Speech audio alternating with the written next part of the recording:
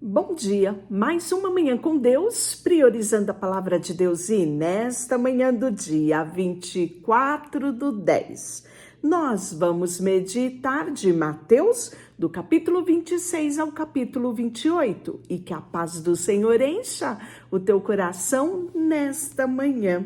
O plano de tirar a vida de Jesus, é isso mesmo. Tendo Jesus acabado todos estes ensinamentos, disse aos seus discípulos: sabei que daqui a 2 dias celebrar-se-á a Páscoa, e o Filho do Homem será entregue para ser crucificado. Então, os principais dos sacerdotes e os anciões do povo se reuniram no palácio do sumo sacerdote chamado Caifás e deliberaram prender Jesus, a traição e matá-lo. Mas diziam: não durante a festa, para que não haja tumulto entre o povo. Ora, estando Jesus em Betânia, em casa de Simão, o leproso, aproximou-se dele uma mulher trazendo um vaso de alabastro, cheio de um precioso bálsamo, que lhe derramou sobre a cabeça, estando ele à mesa.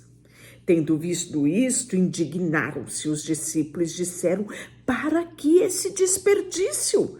Pois este perfume podia ser vendido por muito dinheiro e dar-se-á aos pobres. Mas Jesus, sabendo disso, disse-lhe: por que molestais esta mulher? Ela praticou uma boa ação para comigo, porque os pobres sempre tendes convosco, mas a mim nem sempre me tendes. Pois, derramando este perfume sobre o meu corpo, ela o fez para o meu sepultamento. Em verdade vos digo, onde foi pregado este evangelho em todo o mundo, será também contado o que ela fez para a memória sua. E aí tinha um pacto de traição, isso mesmo, escute. Então, um dos 12, chamado Judas Iscariote, depois de ter com os principais dos sacerdotes, propôs: que me quereis dar? Eu vou-lo entregarei. E pagaram-lhe 30 moedas de prata. E deste momento em diante buscava ele uma boa ocasião para entregar a Jesus. No primeiro dia da festa dos pães asmos, vieram os discípulos a Jesus e lhe perguntaram: onde quer que preparemos para comer a Páscoa? Então, a Páscoa é uma festa judaica que foi instituída, como estatuto perpétuo lá em Êxodo, capítulo 12, versículo de 1 a 27. E eles lhe respondeu: ide à cidade ter com um certo homem, diz: o mestre manda dizer: o meu tempo está próximo, e em tua casa celebrarei a Páscoa com os meus discípulos. E eles disseram como Jesus ordenara, e prepararam a Páscoa. E chegando à tarde, pôs ele à mesa com os 12 discípulos. E enquanto comia, declarou Jesus: em verdade vos digo, que um dentre vós me trairá. E eles, muitíssimo contristados, começaram por um e outro perguntar: porventura sou eu, Jesus? E ele respondeu: o que mete comigo a mão no prato, este me trairá. O Filho do Homem vai, como está escrito ao seu respeito, mas ai daqueles por intermédio de quem o Filho do Homem está sendo traído. Melhor lhe fora não haver nascido. Então Judas, que o traía, perguntou: acaso sou eu, mestre? Respondeu Jesus: tu o disseste. Enquanto comia, tomou Jesus um pão, abençoou e partindo deu aos seus discípulos: tomai, comei, isto é o meu corpo. A seguir tomou o cálice e, tendo dado graça, deu aos seus discípulos, dizendo: bebei deles todos. Porque isto é o meu sangue, o sangue da nova aliança, derramado em favor de muitos para a remissão do pecado. E digo-vos que desta hora em diante não beberei deste fruto da videira até aquele dia em que hei de beber de novo convosco no reino do meu Pai. Olha que promessa Jesus faz aqui, não é? É lindo isso, e todas as vezes que vamos celebrar a ceia aqui na minha igreja, eu lembro dessa promessa de Jesus. E tendo cantado um hino, saíram para o Monte das Oliveiras. Então Jesus lhe disse: esta noite todos vós vos escandalizareis comigo, porque está escrito: ferirei o pastor e as ovelhas do rebanho ficarão dispersas. Quem profetizou isso? Zacarias. Está lá no Zacarias 13:7. Mas depois de minha ressurreição, irei adiante de vós, para a Galileia. E disse-lhe Pedro: ainda que venha a ser tropeço para todos, nunca o será para mim. Replicou Jesus: em verdade te digo que nesta mesma noite, antes que o galo cante, tu me negarás 3 vezes. Replicou-lhe Jesus. Disse-lhe Pedro: ainda que seja necessário morrer contigo, mestre, de modo algum te negarei. E todos os discípulos disseram o mesmo. E em seguida foi Jesus com eles a um lugar chamado Getsêmani e disse aos seus discípulos: assentai-vos aqui, enquanto eu vou ali orar. E levando consigo Pedro e 2 dos filhos de Zebedeu, começou a entristecer-se e angustiar-se. Então disse: a minha alma está profundamente triste até a morte. Ficai aqui, vigiai comigo. Adiantando-se um pouco, prostrou-se sobre o seu rosto, orando, dizendo: meu Pai, se possível, passa de mim esse cálice, todavia não seja como eu quero, e sim como tu queres. E voltando para os discípulos, achou-os dormindo. E disse a Pedro: então, nem uma hora pudestes vigiar comigo? Vigiai e orai, para que não entres em tentação. O espírito, na verdade, está pronto, mas a carne é fraca. E tomando a retirar-se, orou-se de novo, dizendo: meu Pai, se não é possível passar de mim esse cálice sem que eu beba, faça a tua vontade. E voltando, achou outra vez dormindo, porque os seus olhos estavam pesados. Deixando-os novamente, foi orar pela 3ª vez, repetindo as mesmas palavras.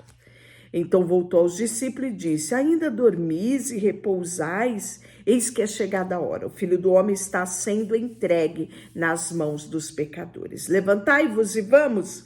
Eis que o traidor se aproxima.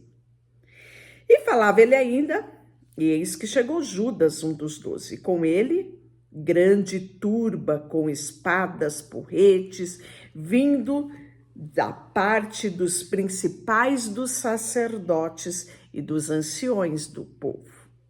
Ora, o traidor lhe tinha dado um sinal: aquele a quem eu beijar é esse, prendei-o. E logo aproximando-se de Jesus, disse: salve, mestre, e o beijou. Jesus, porém, lhe disse: amigo, para que vieste? Nisso aproximaram-se eles e deitaram as mãos em Jesus e o prenderam. E eis que um dos que estavam com Jesus, estendendo a mão, sacou a espada, golpeando o servo do sumo sacerdote, cortou-lhe a orelha. Então Jesus lhe disse: embainha a tua espada, pois todos os que lançam a mão da espada, pela espada perecerão. Acaso pensas que não posso rogar a meu Pai e ele mandaria neste momento mais de 14 legiões de anjos? Como, pois, se cumprirás as escrituras segundo os quais assim deve suceder? Naquele momento, disse Jesus à multidão: saíste com espada, porretes para prender-me, como um salteador? Todos os dias no templo eu me assentava convosco, ensinando, e não me prendestes. Tudo isso, porém, aconteceu para que se cumprisse as Escrituras, dito pelos profetas. Então, os discípulos todos deixaram a ele e fugiram. E aí, os que prenderam Jesus os levaram à casa de Caifás, que era o sumo sacerdote, onde se havia reunido escribas e anciões. Mas Pedro seguia de longe. Até o pátio do sumo sacerdote, tendo entrado, assentou-se entre os serventuários para ver o fim. Ora, os principais do sacerdote, todo o sinédrio, procuravam algum testemunho falso contra Jesus, a fim de o condenarem à morte. E não acharam, apesar de terem apresentado muitas testemunhas falsas, mas afinal compareceram duas afirmando. E este disse: posso destruir o santuário de Deus e reedificá-lo em 3 dias. E levantando-se o sumo sacerdote perguntou a Jesus: nada responde ao que este dispõe-te contra ti? Jesus, porém, guardou silêncio. O sumo sacerdote lhe disse: eu te conjuro, pelo Deus vivo, que nos diga se tu és o Cristo, Filho de Deus. Respondeu Jesus: tu o disseste. Entretanto, eu vos declaro que desde agora vereis o Filho do Homem assentado à direita do Todo-Poderoso e vindo sobre as nuvens do céu. Então o sumo sacerdote rasgou as suas vestes, dizendo: blasfemou! Que necessidade mais temos de testemunhas?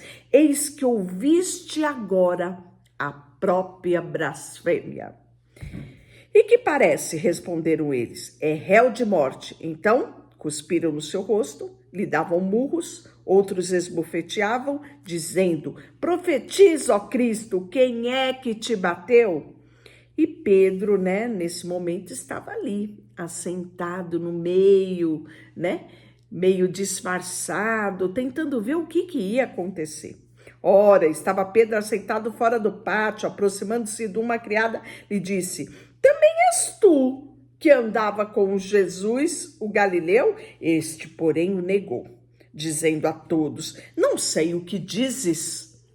E saindo para o alpendre, foi ele visto por outra criada, a qual disse aos que ali estavam: este também estava com Jesus, o Nazareno. E ele negou outra vez com juramento: não conheço tal homem. Logo depois, aproximando os que ali estavam, disseram a Pedro: verdadeiramente tu também é um deles, porque o teu modo de falar te denuncia. Então começou ele a praguejar e a jurar: não conheço este homem. E imediatamente o galo cantou. Então Pedro lembrou das palavras que Jesus dissera: antes que o galo cante, tu me negarás 3 vezes. E saindo dali, chorou amargamente. E aí Jesus vai ser entregue, ao romper do dia, todos os principais sacerdotes, em conselho contra Jesus, para o matar, e amarraram e levaram e entregaram ao governador Pilatos. E aí, Judas, que o traiu, vendo que fora Jesus condenado, tocado de remorso, devolveu as 30 moedas de prata aos principais sacerdotes e os anciões, dizendo: pequei, traindo sangue inocente. Eles, porém, lhe responderam: o que nos importa? Isso é contigo. Então Judas, atirando-se para o santuário as moedas de prata, retirou-se e foi enforcar-se. E os principais dos sacerdotes, tomando as moedas, disseram: não é lícito deitá-las no cofre das ofertas, porque é preço de sangue. E tendo deliberado, compraram com elas o campo do oleiro para cemitério dos forasteiros. Por isso, aquele campo tem sido chamado até os dias de hoje de campo de sangue. Então, se cumpriu o que foi dito por intermédio do profeta Jeremias: tomarás 30 moedas de prata, preço em que foi estipulado aquele a quem alguns dos filhos de Israel avaliaram, e as deram pelo campo do oleiro, assim como ordenou o Senhor. E aí Jesus vai diante de Pilatos, você já conhece bem, né? Ele estava em pé ante o governador, este o interrogou, dizendo: és tu, rei dos judeus? E respondeu ele: tu dizes. E sendo acusado pelos principais dos sacerdotes, pelos anciões, nada respondeu. Então lhe perguntou Pilatos: não ouves quantas acusações te fazem? E Jesus não respondeu nem uma palavra. Visto com isso, admirava-se grandemente o governador. Ora, por ocasião da festa, costumava o governador soltar ao povo um dos presos, conforme eles quiseram. Naquela ocasião, tinha eles um preso muito conhecido, chamado Barrabás. Esse tinha uma ficha criminal extensa, já era conhecido. Estando, pois, o povo reunido, perguntaram a Pilatos: a quem quereis que eu vos solte, Barrabás ou a Jesus, chamado o Cristo? Porque assim que por inveja o tinham entregado. E estando ele no tribunal, sua mulher mandou dizer-lhe: não te envolvas com este justo, porque hoje em sonho muito sofri a seu respeito. Mas os principais dos sacerdotes e os anciões persuadiram o povo para que pedisse Barrabás e fizesse morrer Jesus. E aí Pilatos fala: o que farei de Jesus chamado Cristo? E eles gritavam: crucificado, seja ele crucificado, né? E que mal fez ele? Perguntou Pilatos. Porém, cada vez mais eles gritavam: seja crucificado. Vendo Pilatos que nada conseguiria, antes pelo contrário aumentava o tumulto, mandou vir água, lavou as mãos perante o povo, dizendo: estou inocente do sangue desse justo, fique acaso convosco. E o povo todo respondeu: caia sobre nós o seu sangue, sobre os nossos filhos. Então Pilatos lhe soltou Barrabás, pois haver açoitado Jesus, entregou para ser crucificado. Jesus vai ser entregue aos soldados do governador, que levaram ao Jesus ao pretório, reuniram ali toda a corte, despojaram ele das vestes, cobriram com manto escarlate, teceram uma coroa de espinho, puseram sobre a sua cabeça, e na mão direita um carniço, e ajoelhando diante dele escarnecia, dizendo: salve o rei dos judeus. Cuspiram nele, né? E Simão vai ajudá-lo no caminho do Gólgota a levar a cruz. Ao sair, encontraram Cirineu, chamado Simão, a quem obrigaram a carregar-lhe a cruz. E chegando ao lugar chamado Gólgota, que significa lugar da caveira, deram-lhe de beber vinho com fel, mas ele, provando, não quis beber. Depois de crucificarem, repartiram entre si as suas vestes, tirando sorte. E assentando-se ali, o guardava. Por cima da sua cabeça estava escrito a acusação: este é o rei, rei dos judeus. E foram crucificados com ele 2 ladrões, uma à direita e outra à esquerda. E os que iam passando blasfemavam contra ele, né? E aí nós vamos ver que, de igual modo, os principais sacerdotes, os escribas, os anciões escarneciam dele. Salvou a tantos, salva a ti mesmo, né? E nós podemos ver que, ainda aqui no capítulo 27, nós temos a morte de Jesus. Então, desde a hora sexta até a hora nona, houve trevas sobre a terra. Por volta da hora nona, chamou Jesus em alta voz: Eli, Eli, lama sabachthani, o que quer dizer: Deus meu, por que me desamparaste? Isso foi profetizado em Salmos 22, 1. Alguns dos que estavam ali ouvindo dizia: ele chama por Elias. Olha só.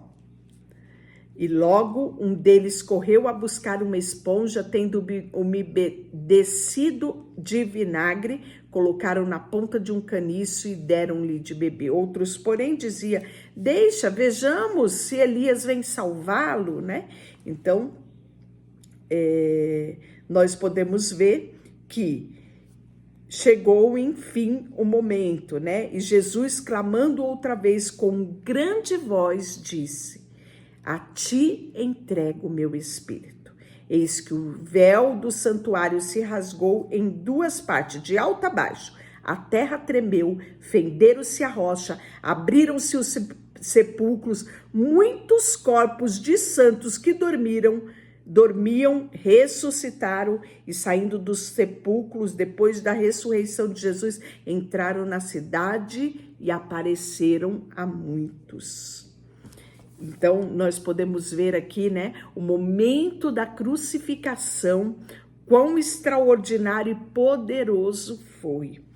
O texto fala no versículo 57 que, caindo à tarde, veio um homem rico chamado Arimateia, José de Arimateia, que era também discípulo de Jesus, né? Ele tinha conhecido Jesus, e ele vai falar com Pilatos e pede o corpo de Jesus para sepultar, né? E aí vamos ver que deram um corpo envolvido num pano de linho, ele vai depositar nesse sepulcro novo que fizera, abrindo uma rocha, colocou uma grande pedra para a entrada do sepulcro, né? E ali, sentado em frente à sepultura, Maria Madalena e outra Maria, né?